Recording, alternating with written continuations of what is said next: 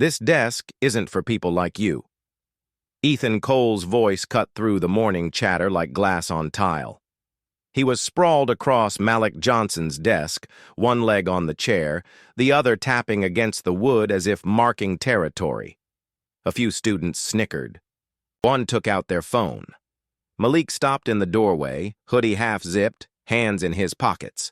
He didn't say a word. His eyes moved from Ethan's smug grin to the crumpled homework shoved under his sneaker. "Going to stand there all day, or are you finally dropping out?" Ethan's tone was casual cruelty, the kind that had history. Malik stepped forward, setting his backpack down with deliberate care. The air shifted, small details like Jaden in the back straightening in his seat, and Ms. Ramirez pausing mid-mark in her gradebook. Malik pulled out his chair. Theone Ethan was blocking and looked at him. Something about the way he looked, steady, unflinching, made Ethan's smirk twitch. "You deaf or just too stupid to get it?"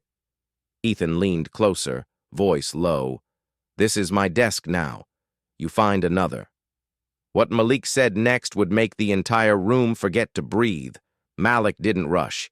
He adjusted the strap of his backpack, letting the silence stretch, until it felt like the walls were leaning in. Then, almost conversationally, he said, "You sure you want to sit there?" Ethan laughed loud enough for half the hallway to hear. "What's the big deal? You think you own this seat?" He kicked the desk lightly, his sneaker squeaking against the metal frame. The sound grated. M. Ramirez finally looked up.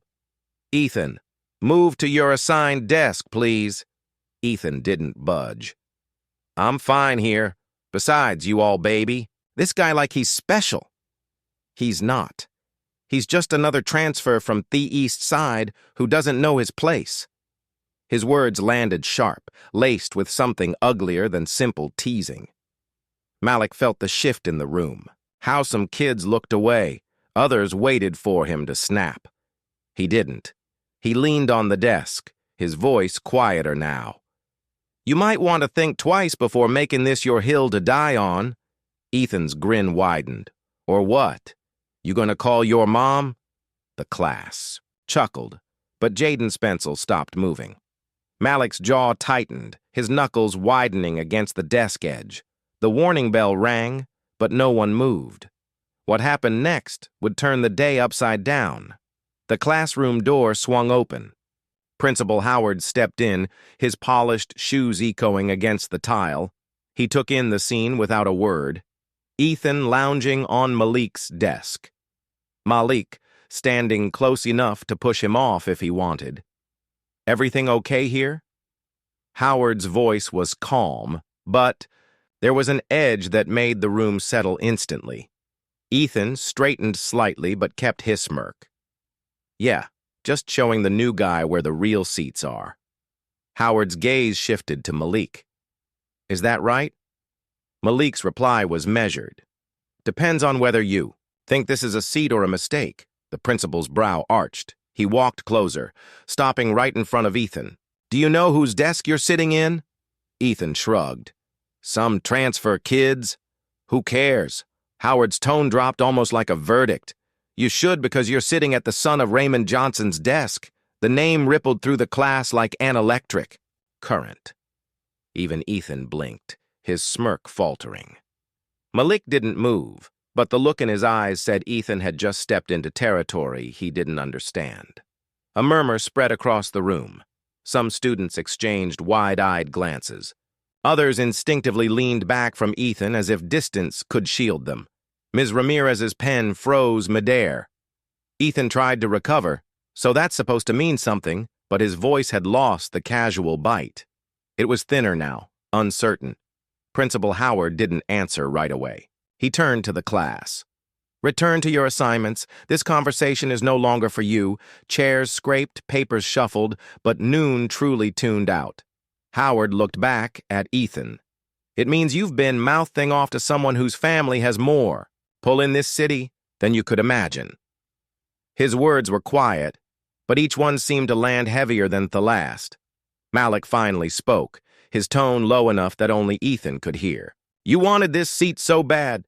Now you can keep it, but understand you don't just sit here for free. Ethan swallowed hard, the weight of unspoken consequences hanging in the air. Howard stepped aside, gesturing toward the hallway. "Well, talk in my office, Mr. Cole." The class watched Ethan stand, but this time there was no swagger in his stride. When the door closed behind them, Malik sat down at his desk for the first time that morning. The chatter returned in hushed bursts, but no one dared meet his eyes for long. Jaden passed by on his way to sharpen a pencil, murmuring just loud enough, "Guess he won't be touching your desk again." Malik didn't answer. He raked into his backpack, pulled out a black pen, and began writing as if nothing had happened. Outside, Ethan's muffled voice rose and fell in the principal's office, edged with panic. By lunch, word had already spread, not just about the confrontation, but about the name Raymond Johnson. Hallways parted for Malik without a word. Ethan avoided the cafeteria. Entirely. Malik didn't smile. Power wasn't about gloating, it was about presence. And in a place where respect was usually taken by force, his came without raising his voice.